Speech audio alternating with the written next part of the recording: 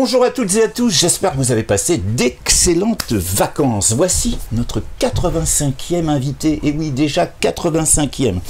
Pas forcément connu à Saint-Mandrier, mais en tout cas connu dans l'ombre pour son invention.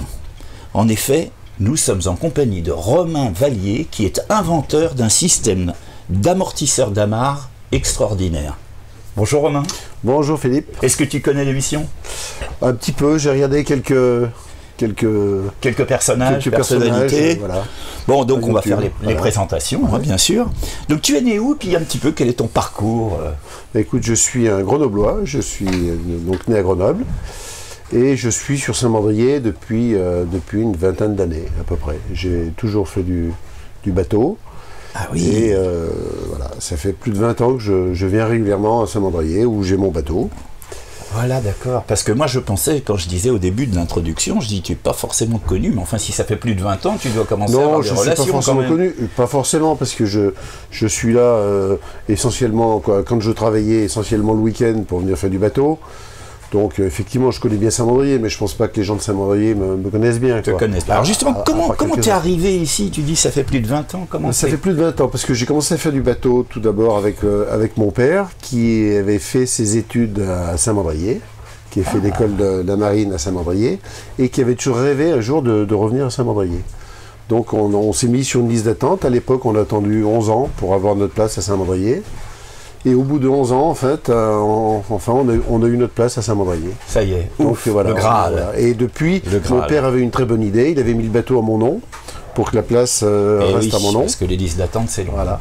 Et depuis, voilà, j'ai mon bateau ici et j'en profite pleinement. Je suis très content d'être là. Donc tu es un voileux, et d'ailleurs pour preuve, c'est qu'en fait, nous sommes en ce moment même dans le bateau de Romain, et pour cause, il fait un temps pourri.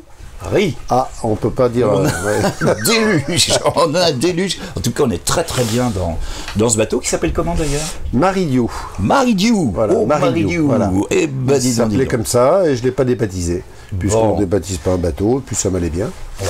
Alors, tu nous as dit un petit peu comment tu arrives à Saint-Mandrier, mais quel est ton parcours, je dirais, en termes scolaire, enfin d'études, et puis professionnel. Qu'est-ce que tu as fait professionnellement? Professionnellement, j'ai toujours été dans la technique. J'ai fait mes études en partie à Grenoble et en partie à Chambéry. Ouais. Et puis ensuite, la plus grosse partie de ma carrière s'est déroulée chez un fournisseur, un fabricant de matériel électrique qui s'appelle Schneider Electric. Schneider, oui. Schneider Electric, c'est quand même connu. Oui. Et je faisais du développement en bureau d'études. Développement. Non, je suis technicien. Je suis technicien. Technicien, et j'ai fait un diplôme d'industrialisateur. Donc j'ai fait beaucoup de recherche-développement, de projets en fait. Ouais. Et toujours dans la technique. Voilà. Toujours dans la technique. Alors justement, comment devient-on inventeur? Parce que ce qui nous amène aujourd'hui, c'est de parler de ton invention qui touche directement le nautisme, et particulièrement comme ici nous sommes dans un port, eh bien vous allez voir que c'est très très intéressant. Comment on devient inventeur? Eh bien, disons que j'ai toujours fait du développement de projets, des améliorations de projets, toujours dans la technique en fait. Ouais. Et il y a 10 ans de ça, à Saint-Mandrier, le port a été refait avec des pontons en aluminium neuf, des taquets en aluminium. Ouais. Et le port ne voulait plus qu'on mette de chaînes sur les taquets en aluminium. Alors ça reste toujours d'actualité d'ailleurs. Hein. Ça reste toujours d'actualité. On ne met pas de métal sur métal au niveau des taquets. Ouais. Les produits du commerce ne me convenaient pas. Ouais. Et donc à partir de là, je me suis dit, il faut trouver un système qui puisse me convenir dans un premier temps, et qui puisse répondre au cahier des charges des nouvelles exigences portuaires. Au niveau portuaire. Et alors, comment t'es venu l'idée de créer ce dispositif d'amarre qu'on va découvrir dans un petit instant, parce qu'il est tout à fait révolutionnaire. Il marche, je dirais, à l'envers de tout ce qu'on connaît actuellement. Tout à fait. Et bien, dans un premier temps, mes parents qui étaient âgés ont déménagé leur vieille maison, et en déménageant la maison, j'ai trouvé un morceau de caoutchouc. Qui me disait, tiens, c'était un caoutchouc en triangle qui faisait ce qu'on appelle une défense de quai. Et je me suis dit, tiens, si je passais un caoutchouc en m'inspirant un petit peu des produits Forcheda, un petit peu, mais non pas en allongeant, mais en écrasant le produit, je me dis, tiens, ça pourrait être pas mal. Et donc là, je me suis mis à faire un prototype avec un morceau de caoutchouc et faire un système de pantographe en fait. Qu'on va découvrir, hein, je vais alors, le montrer. Ça, c'est pas tout à fait le même. Ah, alors ça, c'est la version suivante, ça. C'est la version suivante, d'accord. Et ce principe marchait vraiment très très bien, ces prototypes marchaient très très bien, et puis à force de discuter avec des copains du boulot qui sont venus avec moi sur le bateau et autres, ils me disent mais c'est génial ton truc, on pourrait essayer de faire quelque chose d'un petit peu plus évolué. Ouais. Et on a fait un produit un petit peu plus évolué avec un caoutchouc que je n'ai pas porté là, mais qui est une forme un petit peu plus aboutie que le triangle défense bloquée, voilà. Bien sûr. Et à partir de là, je me suis dit, bah tiens, on s'est dit, on va déposer un brevet, quoi. Voilà. Et donc est né le système Amartec. Je vais enfin pouvoir lui Alors montrer. celui-ci, c'est pas la version définitive. C'est pas la version définitive. Dans un premier temps, j'avais fait une version qui était semi-industrielle. Et puis suite à ça, j'ai voulu aller un petit peu plus loin parce que j'étais content de mon principe. Et puis c'était mon bébé. Alors on va l'expliquer. Je te coupe parce que l'émission passe très vite. Tu sais, on pourrait faire. Je sais que ça peut durer longtemps, mais on va aller à l'essentiel. En fait, ton principe, c'est le principe compressif, non extensif. Exactement. Alors, tu veux peut-être que je te passe le modèle de démonstration. Je peux peut-être passer un bout à l'intérieur. Peut-être c'est plus simple. Et ben voilà. Le principe, c'est une amarre qui est ici accrochée au bateau, en fait. On va dire qu'on va accrocher. Alors là, c'est le bateau. Oui, là, c'est le bateau. Ça sera le bateau, voilà. Je vais expliquer le principe, en fait. Ouais. Le principe, c'est qu'on a un bout qui passe dans le produit. Dans la structure, voilà. D'un côté. Et voilà. On a droit à une véritable démonstration par Romain, donc soyez attentifs parce qu'en fait c'est relativement simple, hein. Il n'y a pas de difficulté particulière dans le système. Hein. Je vais faire un petit coucou à Michel Chevalet qui est un ami. Et alors comment ça marche, Michel? Comment ça marche? Tu vois, je suis en train de reproduire ta façon de présenter les objets. Bon, toi, c'est plus l'aérospatial, mais bon, là, on est dans le nautisme. Voilà. Bon, alors là, maintenant, ça y est, on a passé. Voilà, on a passé ça. Je vais faire. Je vais te le tenir. Hein. Ouais. Voilà, rapidement, un petit nœud de chaise. Un nœud de chaise. Voilà. Pour les personnes qui savent faire les épissures, celle-ci n'est pas très jolie, mais on peut faire une épissure. Oui, une épissure. Ouais. Le principe, c'est qu'on ait une longueur. Alors là, c'est un petit peu long, mais c'est pas grave. Ouais. On va le mettre bien. Mets-toi plus au milieu, j'espère qu'on voit tout. Voilà. Ouais. Voilà, de manière à ce qu'on ait au moins une longueur égale au produit. Au produit. Tout ça, pourquoi? Est-ce que je vais pouvoir m'accrocher là? Je pense que oui. Oui. Pour pouvoir passer dans le taquet d'amarrage en aluminium et ensuite passer. Voilà, on fait juste une boucle simple. Et là j'ai un. Alors ça peut en dire. Je ne vais pas passer tout ça parce qu'il y en a beaucoup trop. Et ça va au bateau. Voilà, et ça va au bateau. Donc, alors l'intérêt du principe, c'est que quand on tire dessus. Ouais. Je vais le monter un petit peu. Voilà. Quand je tire dessus. Mais là, il faut tirer fort. On n'a pas la puissance d'un bateau. On le fera tout à l'heure dehors. Voilà, on n'a pas la force d'un bateau. Le produit vient s'écraser. Voilà. Normalement, j'ai un démonstrateur. Donc, en s'écrasant, on vient amortir. Ouais. Pour que les deux brins deviennent carrément parallèles, il faut appliquer. Il faut vraiment y aller. Il faut mettre 450 kilos. 450 kilos, effectivement. Donc, ça permet d'amarrer des bateaux. Alors, trop petit, ça ne marche pas. En dessous de 3 tonnes, c'est limite. Mais de 3 à 12 tonnes. En fait, comme m'a dit un jour un client, m'a dit, mais ne parlez pas de force.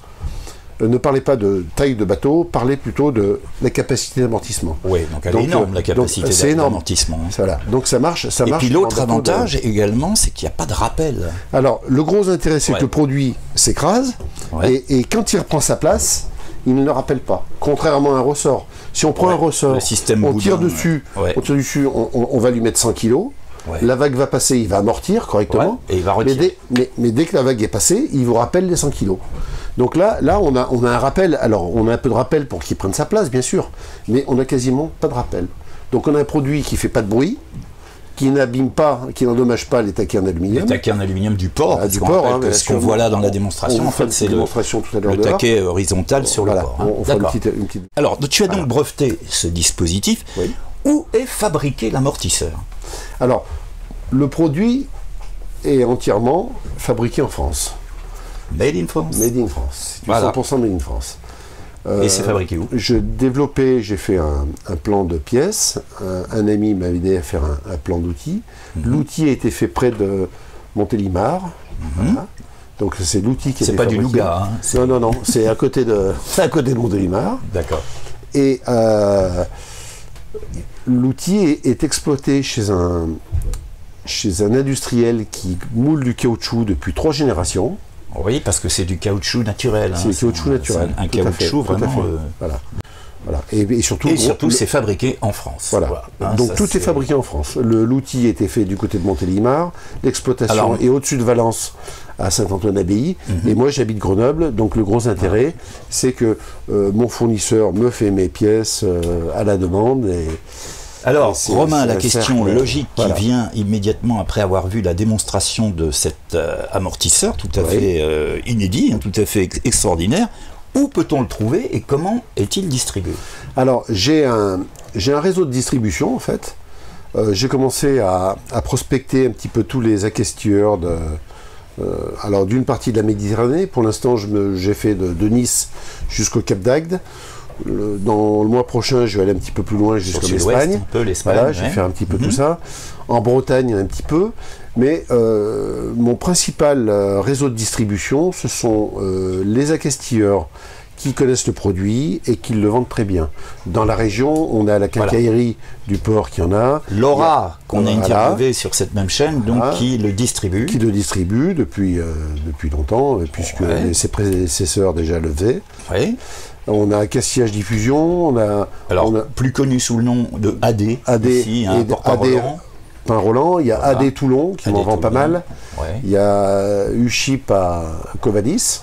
Ouais, donc les grands chips en fait. Les grands chips, et puis il y a Big Chip aussi à Bandol qui m'en vend beaucoup. On va parler du prix pour nos spectateurs. Combien en moyenne on achète ce genre Le prix de ce produit a été défini à 59 € pièce. Voilà. 59 pièces, donc il en faut 2. Il en faut 2. Voilà. Donc ça faut 2. Parce que si t'en mets qu'un, ton bateau, ça peut être gênant. À part au mouillage. Voilà. Donc 59 €, c'est le prix moyen qu'on va trouver un peu partout. Voilà. Normalement, je demande aux distributeurs de le vendre entre 59 et 61 maximum. J'essaye que tout le monde ait le même prix, tout le monde ait les mêmes marges et que tout le monde puisse.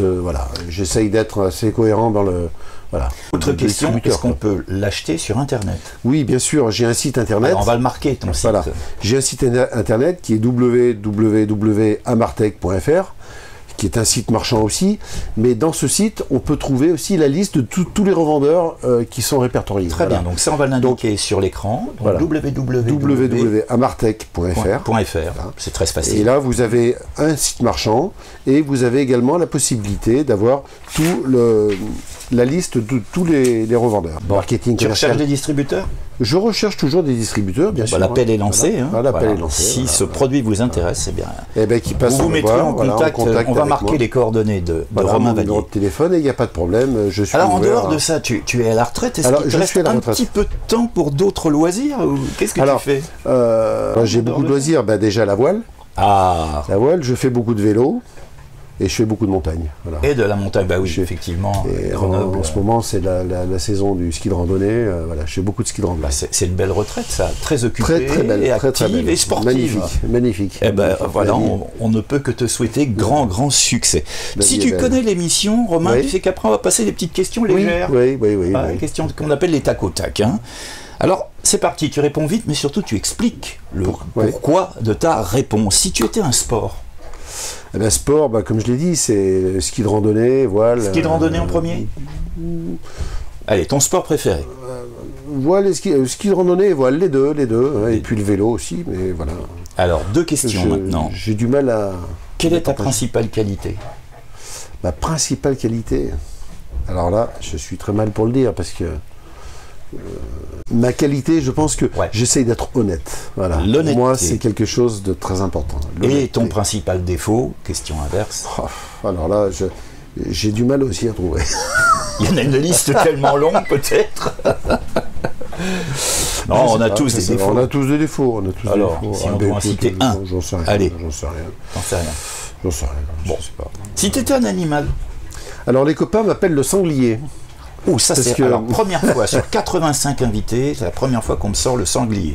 En Les dehors copains des chats, m'appellent des le chiens, sang- des dauphins, des oiseaux. m'appelle le sanglier parce que quand Ah, on fait enfin, du ouais. sport, j'ai un peu une mentalité de sanglier, mais quelque part je me sens très bien en humain. C'est quoi Hein une mentalité de sanglier? Ben, le sanglier, c'est quelque chose qui avance, qui est dans la nature, qui aime la nature. Est-ce que t'es têtu? Un petit peu aussi, c'est peut-être, Ouais. tiens, on va peut-être trouver des, on va peut-être trouver un défaut. Tiens. On va les trouver. Voilà, têtu, voilà, un peu, voilà. Et enfin, Romain, les deux questions qui sont toujours posées à nos invités. Qu'est-ce que Ouais. tu aimes le plus dans la vie et qu'est-ce que tu détestes le plus dans la vie? Alors, ce que j'aime le plus dans la vie, bah, c'est la vie.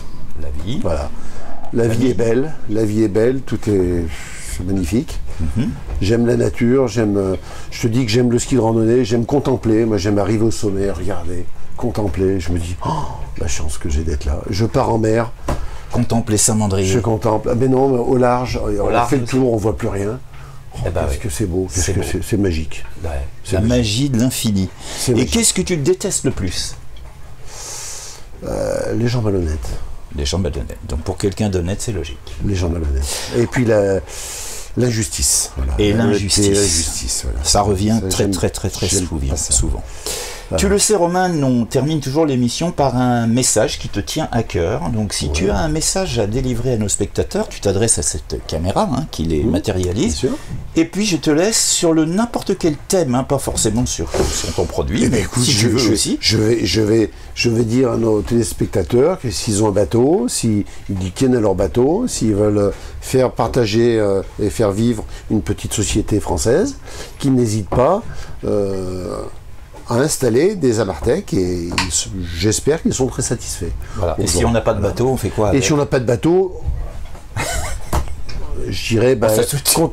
contempler dans les ports les bateaux et je sais pas. Bah, en tout cas, Romain, je te remercie Écoute, beaucoup de c'est bon. t'être prêté à cette interview. Et quant à vous, les spectateurs, vous savez que si vous souhaitez me contacter pour de futures émissions, vous m'écrivez sur l'adresse fpm.saintmandrier1 tout attaché @orange.fr. En attendant, vous n'oubliez pas de vous abonner à la chaîne, bien évidemment, d'activer la cloche des notifications pour ne rien rater de nos émissions hebdomadaires, de mettre aussi des pouces bleus et des commentaires. Commentez, parce que moi, ça m'aide à construire mes émissions et puis ça fait toujours plaisir à nos invités également. On se retrouve jeudi prochain et on va parler de cuisine. À jeudi prochain.